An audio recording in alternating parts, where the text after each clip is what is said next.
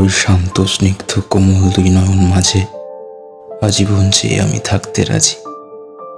হোক না সে একটু অভিমানী, তবু ভাঙতে পারবো তা আমি জানি।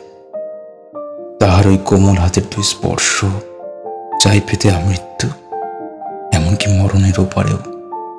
হোক না তা কিঞ্চিত কুঞ্চিত, তবু চাই পেতে সেই হাতি আমৃত্যু।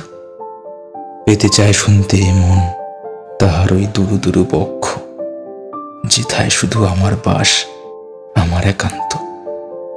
তাহার মনোমাঝের মণিকোঠায় আমার দীর্ঘশ্বাস চায় শুনতে চেয়ে মন।